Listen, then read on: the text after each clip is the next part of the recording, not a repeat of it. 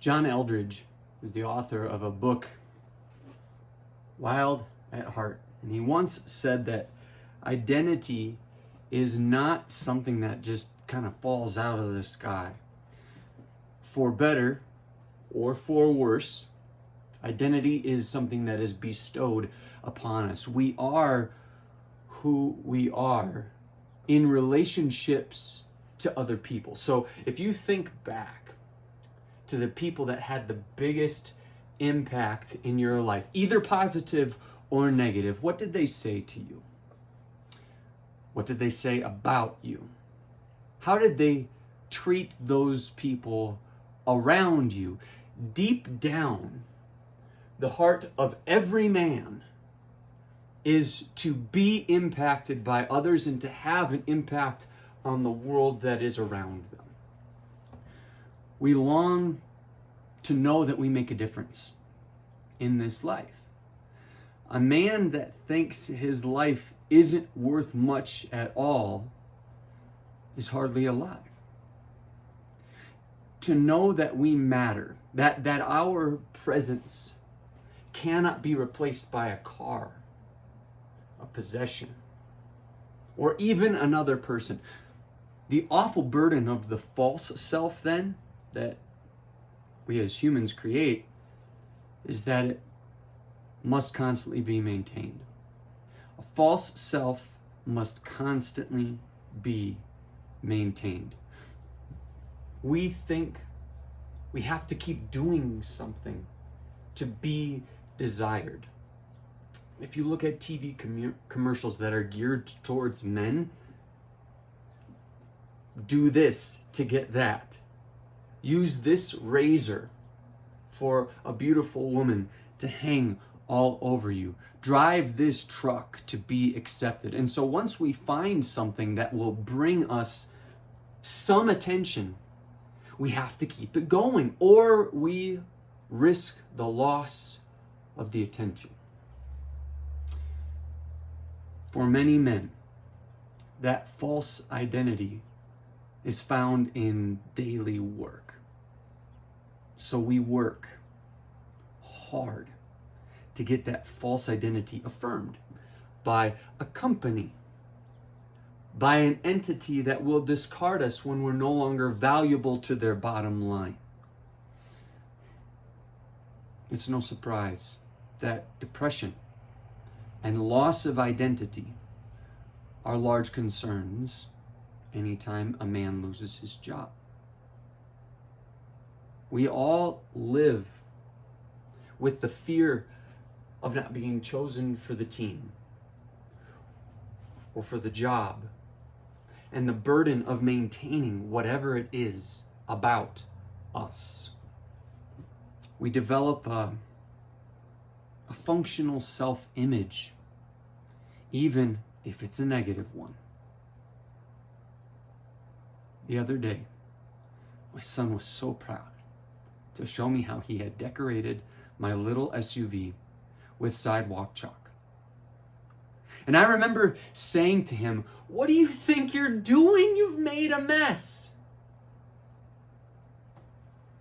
My son dropped his shoulders in shame, and it nearly brought him to tears. Later, nearly brought me to tears. I quickly recognized my mistake, and I tried to tell him that I love his artwork, but use a piece of paper next time. But maybe the damage was already done. The boy already formed his identity. My art is bad. My impact is awful. I foul things up. I'm a fouler. And he forms a commitment to himself to be afraid of fouling things up again. And so years later, maybe his wife wonders why he's afraid to be more intimate. His colleagues wonder why he turned down the big job. And the answers lie in his identity. An identity that he received from the impact that he had on the most important people in his world. And his fear of even being in such a place again. I'm learning a lot as a young father that the words we speak to our children carry a lot of weight. And our identity drives how we live in this world and how we treat the people around us. But the good news is that the words that Christ speaks over us carry much more weight if we allow them to sink in. And if we're frequently around those words. And this is where God teaches us as men, as parents, as people impacting the world around us, how He is the template for creating identity in others that we then can in turn see our identity in relationship to Him. God has created humans to have unique characteristics and purpose. You can see on the back wall of my office some of the things that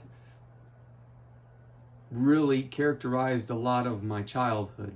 Golf, soccer, music, sports in general, relationships with coaches and teammates.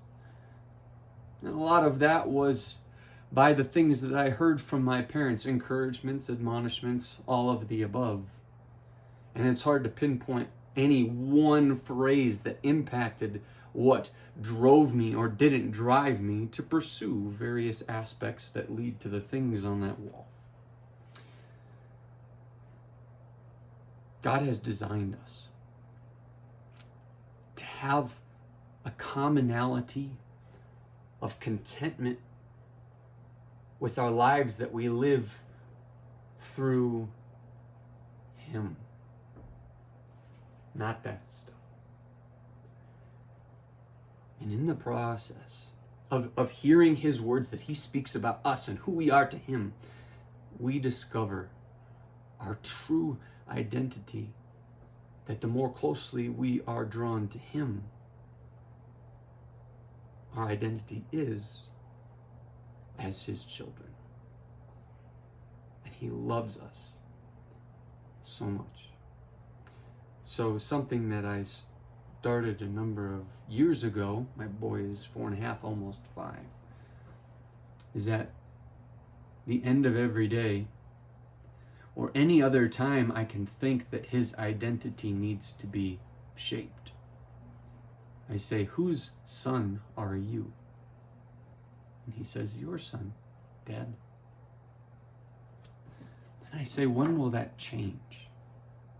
And he jumps the answer before I even finish the question. Never, Dad. I said, that's right, buddy. I love you. I love you too, buddy. That's what he said.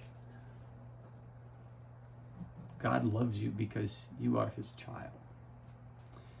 And He tells you that as frequently as you're willing to listen.